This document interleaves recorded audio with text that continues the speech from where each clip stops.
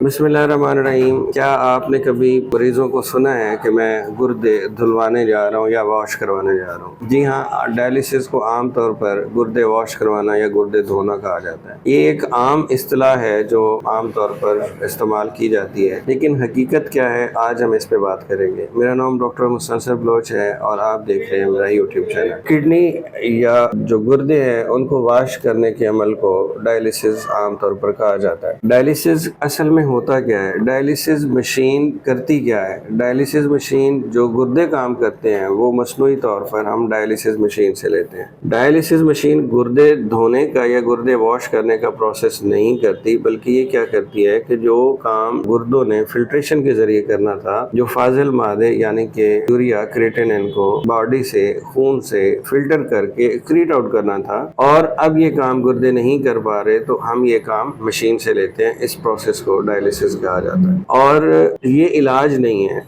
ये इलाज नहीं है, बल्कि ये वक्ती तौर पर आप ये कह लें कि ये लाइफ सपोर्ट है कि जब लाइफ को सपोर्ट चाहिए, लाइफ थ्रेटनिंग आपके लिए एक चीज हो रही है तो हम उसको इमरजेंसी के तौर पर इस्तेमाल कर लें और उसके बाद किडनी फंक्शंस को नॉर्मलाइज कर लें, और इसके लिए फिर हम मेडिसिन की सपोर्ट साथ लेते हैं। अब मैं बात करूंगा कि डायलिसिस करना क्यों पड़ता है। डायलिसिस करने की जरूरत इसलिए पड़ती है कि गुर्दे जो आपकी फिल्ट्रेशन है, जो उन्होंने काम करना था, वो कंप्रोमाइज हो गए हैं, वो ठीक से काम नहीं कर रहे। अब इसकी वजूहात जो हैं वो मुख्तलिफ हो सकती हैं गुर्दे के अफ़ाल मुतासर होने की। नंबर 1 इज डायबिटीज, ज़ियाबितस। अब ज़ियाबितस अगर ज्यादा देर तक कंट्रोल ना रहे, ज्यादा रहे शुगर का लेवल सर्कुलेशन में, तो वो गुर्दों पे असरअंदाज होता है और गुर्दे के अफ़ाल मुतासर हो सकते हैं, जिसकी वजह से फिर यूरिया क्रिएटिनिन लेवल बढ़ता है, और अगर ये बहुत ज्यादा बढ़ जाए तो फौरी तौर पर हमें फिर डायलिसिस की तरफ जाना पड़ता है। दूसरा, अगर ब्लड प्रेशर ज्यादा रहे, हाइपरटेंशन, यानी कि अगर बहुत ज्यादा देर तक हाइपरटेंशन रह रही है तो वो भी गुर्दे के जो अफाल हैं, जो किडनी फंक्शंस हैं, उनको मुतासिर कर सकते हैं। और नंबर 3 इज अगर गुर्दे के बार बार इन्फेक्शन हो रहे हों या गुर्दे में पथरी पैदा हो जाए। अगर गुर्दे में पथरी हो जाए और गुर्दे का बार बार इन्फेक्शन हो रहा है तो वो भी इसके अफाल को मुतासिर कर सकता है, किडनी फंक्शन को मुतासिर करने की वजह से फिर डायलिसिस की तरफ जाना पड़ सकता है। और इसके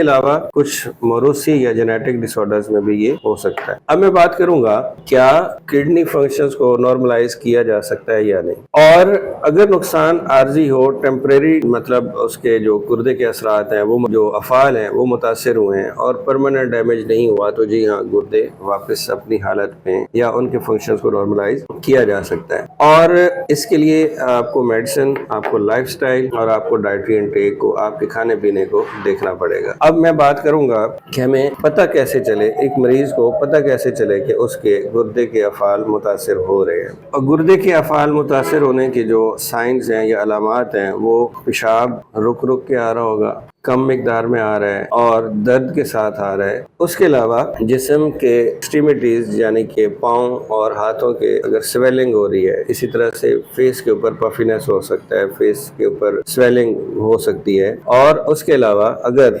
सांस जल्दी फूल रही है और थकन का एहसास रह रहा है तो ये भी एक अलामत हो सकती है। उसके अलावा ब्लड प्रेशर अगर ज़्यादा है, ब्लड प्रेशर ज़्यादा रह रहा होगा, प्लस उसके साथ ये होगा कि मतली और कै की शिकायत भी हो सकती है।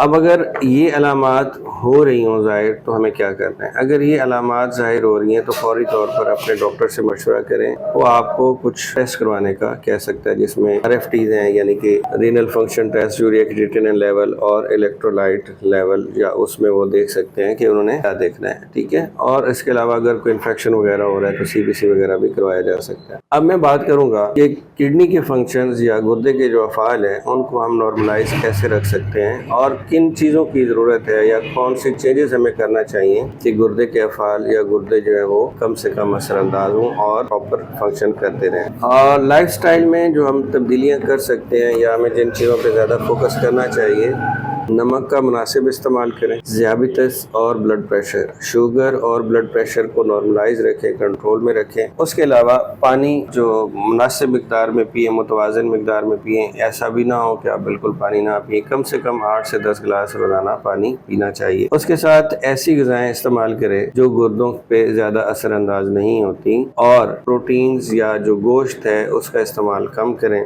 सेब, अनार, नाशपाती और जो फ्रेश फ्रूट्स सीजनल हैं ہیں اس کا استعمال زیادہ کریں. اس کے علاوہ سگریٹ نوشی سے پرہیز کریں, شراب نوشی سے پرہیز کریں, اور زیادہ فرائیڈ تلی اشیاء سے بھی پرہیز کریں. اس کے ساتھ آپ یہ کر سکتے ہیں کہ جو فریش جوسز ہیں اس کا استعمال زیادہ کریں, اور جو نشہ آور دیگر اشیاء ہیں اس پہ, یا درد کش ادویات ہیں, کچھ ایسی انالجیزکس ہوتی ہیں یا پین کلرز ہوتی ہیں جو گردے پہ زیادہ اثر انداز ہوتی ہیں, اس کا استعمال کم سے کم کریں, یا جہاں ضرورت ہو اپنے ڈاکٹر کے مشورے سے کریں. یہ کچھ چیزیں ہیں جن پر عمل کر کے آپ اپنے گردے کے افعال کو بہتر رکھ سکتے ہیں اور اس کی صحت کا خیال رکھ سکتے ہیں. اپنا بہت خیال رکھیں. اللہ حافظ.